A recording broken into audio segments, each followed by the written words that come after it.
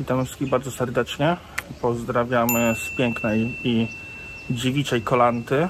Dzisiaj pokażemy Wam, jak wygląda ta wyspa. Zapraszam. To jest nasz hotelik, nazywa się Blue Andaman Lanta i możemy go Wam polecić. Jest przy samej plaży, ma fajny basen, fajne są pokoje, bardzo dobre śniadanie. Także nie pamiętam, ile za niego zapłaciliśmy, ale chyba niecałe 200 zł za dobę. Wynajęliśmy sobie tuk-tuka lokalnego za 1000, żeby nas poobwoził po wyspie i po jakichś najlepszych miejscach, także wszystko Wam pokażemy.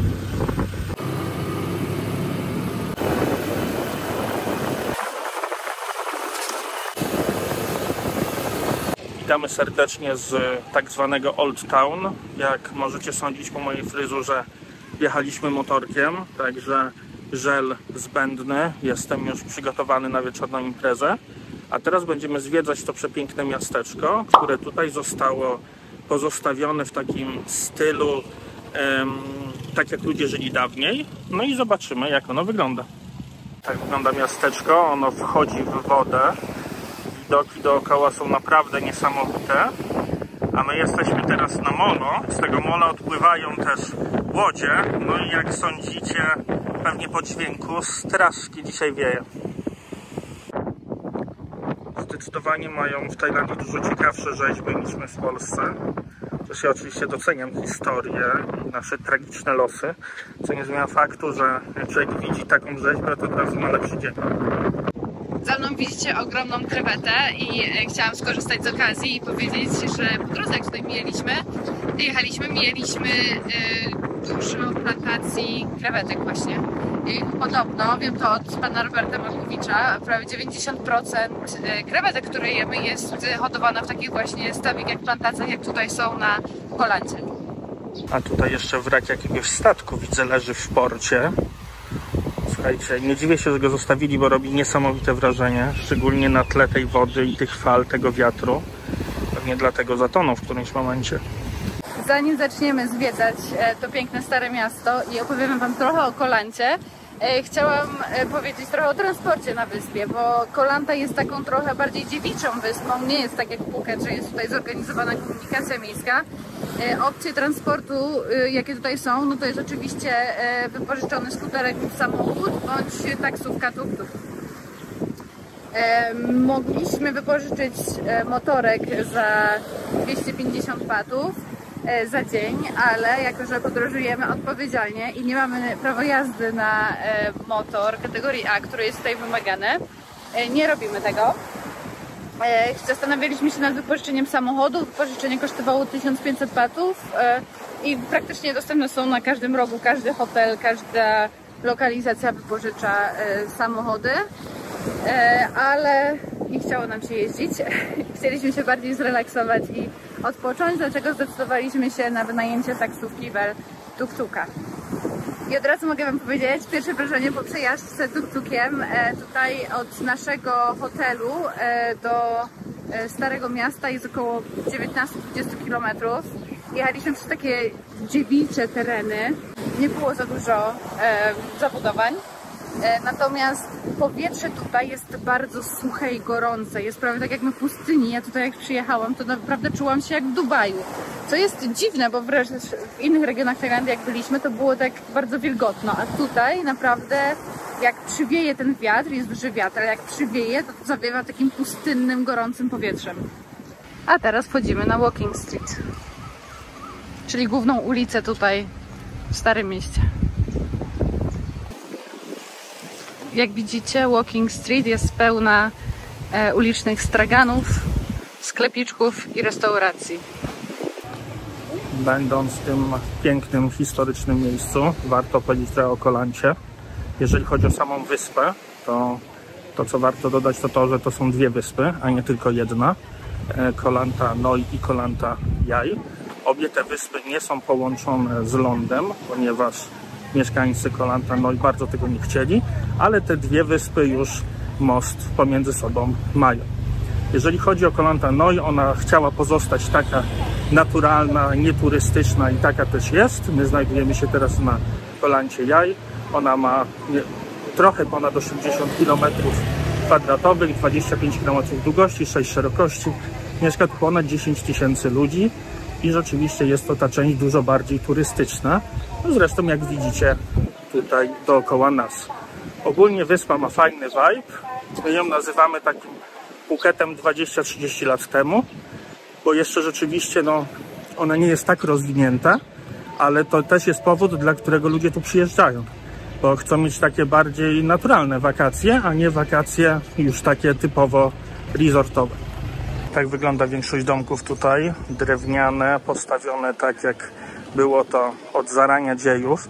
Ta cała ulica oczywiście przystrojona, bo chiński Nowy Rok właśnie obchodzimy. Jesteśmy w trakcie dosłownie, bo wczoraj był ogłoszony, ale impreza trwa 3 dni. No i to miasteczko rzeczywiście jest ma taki fajny turystyczny vibe. Tutaj w Old Town jest jedna główna ulica, obok której są domy, natomiast większość domów i budynków ciągnie się w stronę morza. Jest zbudowana na palach i zobaczycie to ładnie na ujęciach z drona.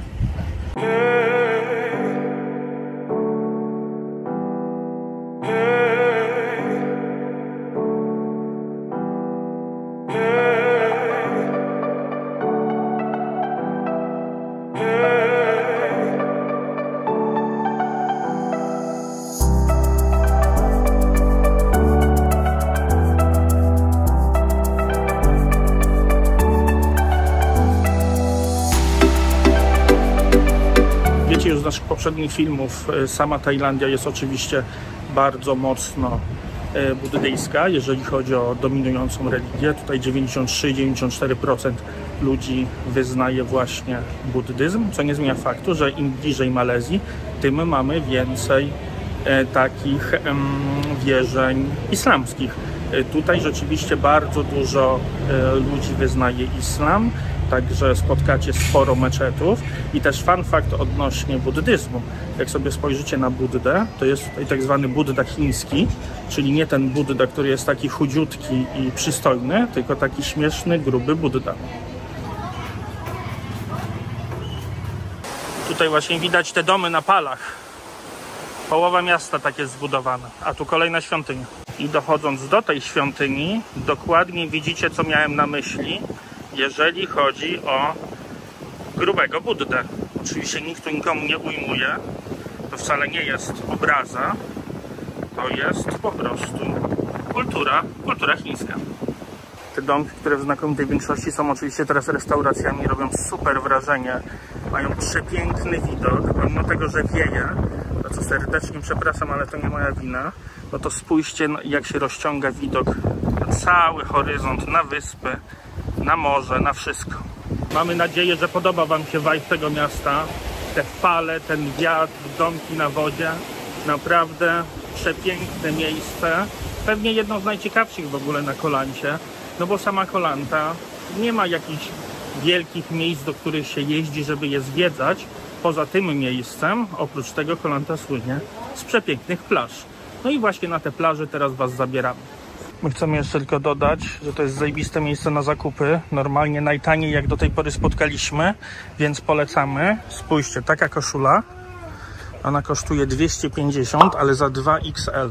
A im mniejszy rozmiar, na przykład LK jest za 200, tu XL-ki 250, 320, naprawdę tanio.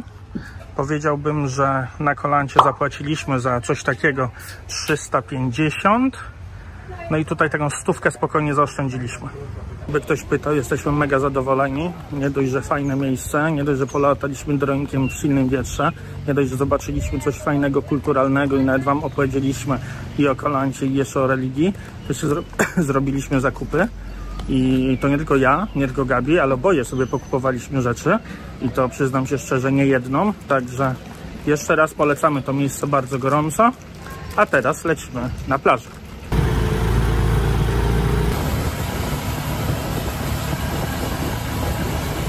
Widzicie, drogi na Koh Lancie puste, także nie ma się czego obawiać z jeżdżeniem skuterkiem czy samochodem. Za dużego ruchu nie ma.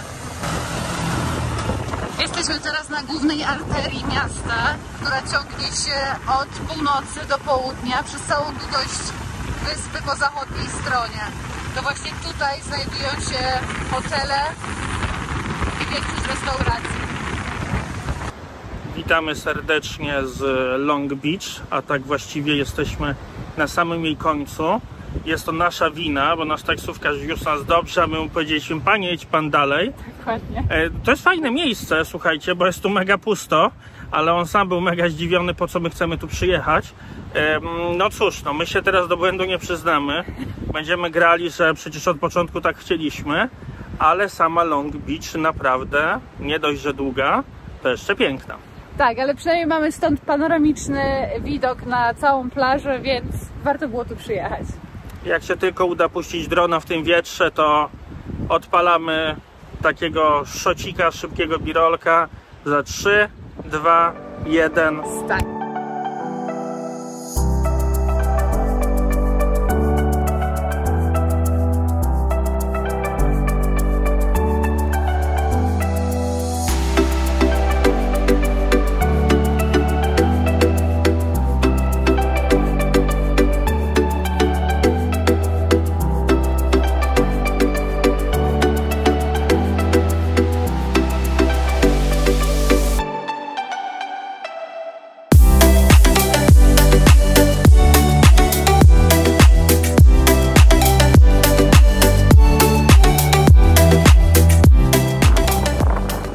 Powiem wam, że Morze Andamańskie łagodnie obmywa moje stopy, ma idealną temperaturę do kąpieli i naprawdę w tej temperaturze powietrza aż chce się wejść do wody i pływać.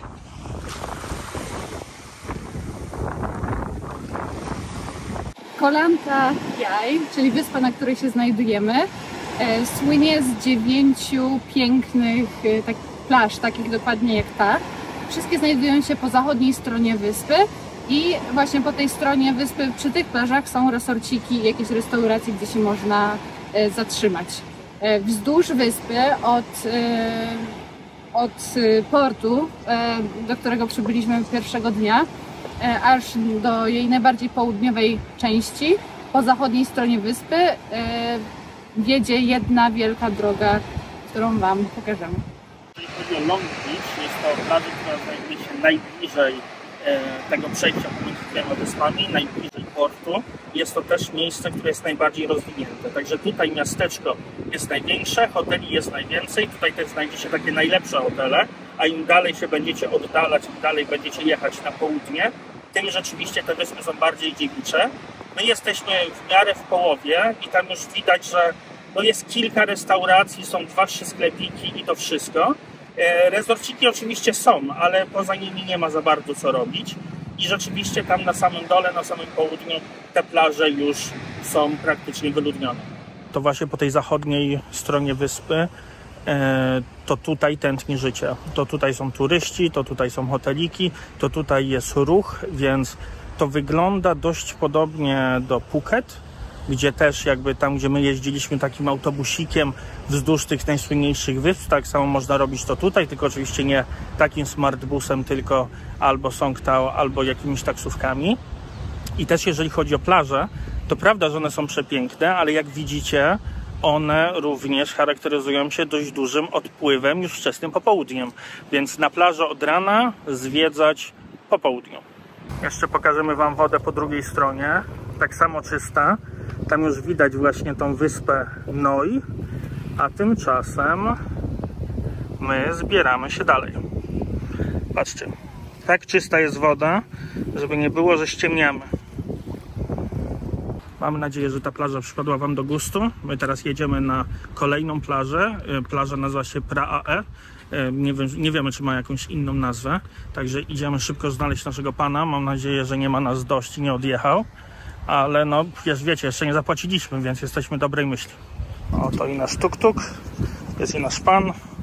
Wsiadamy, jedziemy.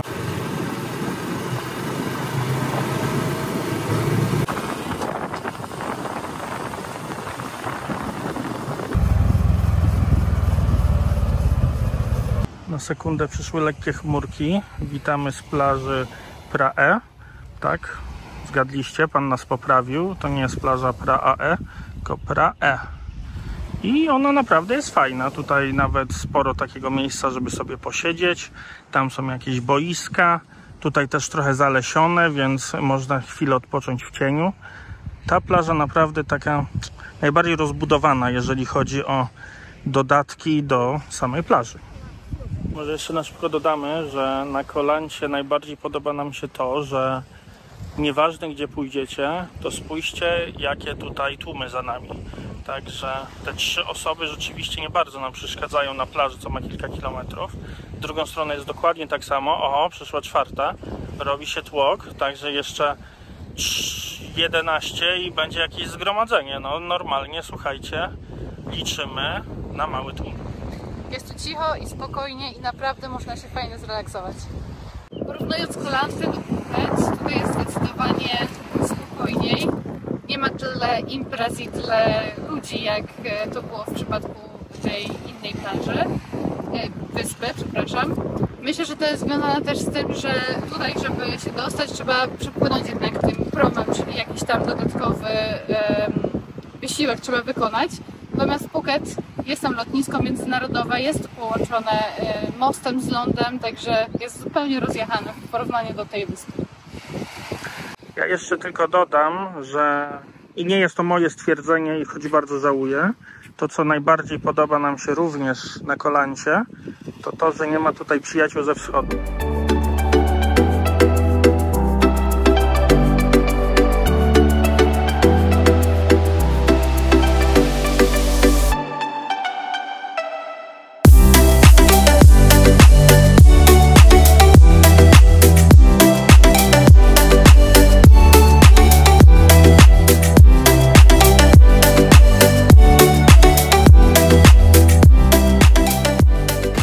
Niestety słońce zaszło za lekkie chmurki, ale i tak plaża robi duże wrażenie. Jest wielka, jest mało ludzi, słychać szum fal, woda jest nieziemska.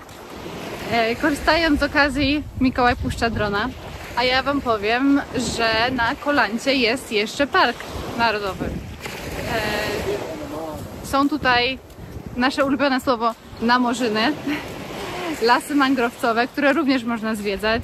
Dużo osób przyjeżdża tutaj też, żeby po prostu podziwiać dzikie zwierzęta, więc jest tutaj co robić. Może nie ma tutaj jakichś takich imprez jak na Phuket, ale jest to zdecydowanie taka relaksująca i fajna wyspa z opcjami fajnych wycieczek jednodniowych.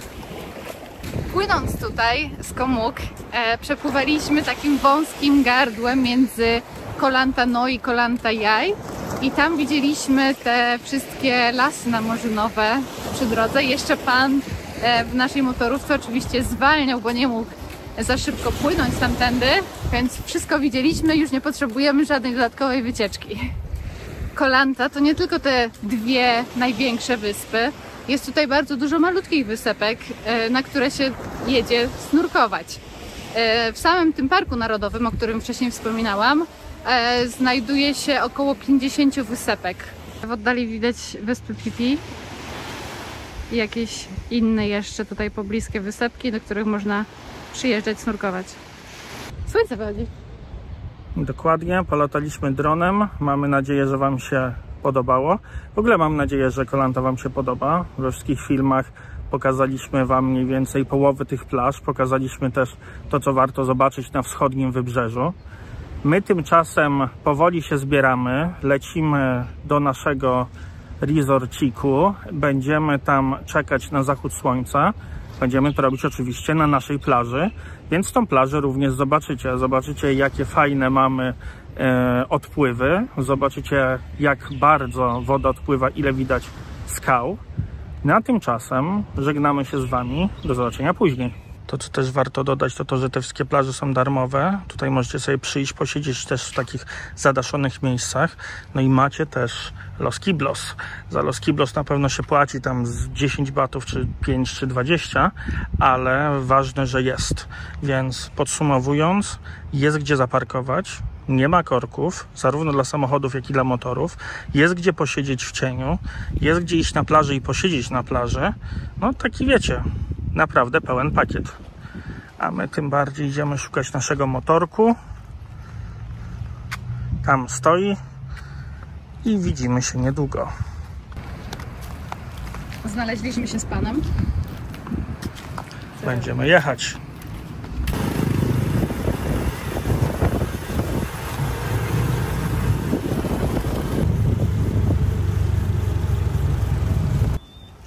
Słoneczko znowu wyszło, to znak, że musimy iść na jeszcze jedną plażę.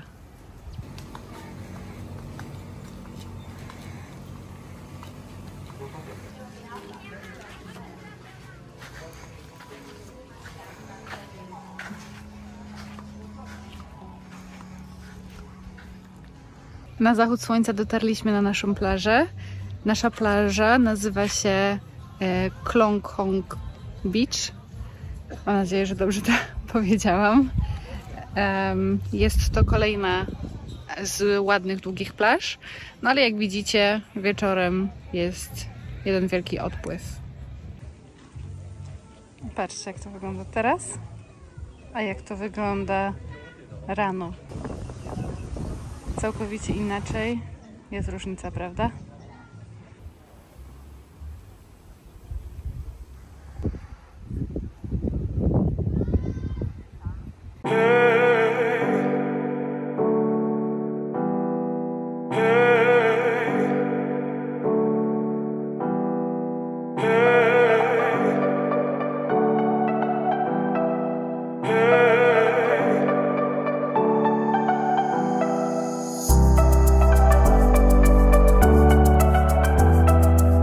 Mam nadzieję, że sztuczki z drona się podobały.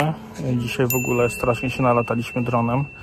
Wszystkie baterie nam już padły, także stwierdziliśmy, że przy tym pięknym zachodzącym słońcu my również trochę już zajdziemy w ciszę i postanowimy, że zakończymy dzień przynajmniej ten dla Was. Mamy nadzieję, że Wam się podobała kolanta, mamy nadzieję, że podobały Wam się szociki, plaże i miasteczka. No a my tymczasem żegnamy się z Wami i widzimy się w następnym filmie. Dzięki wielkie, trzymajcie się, cześć. Pa, pa!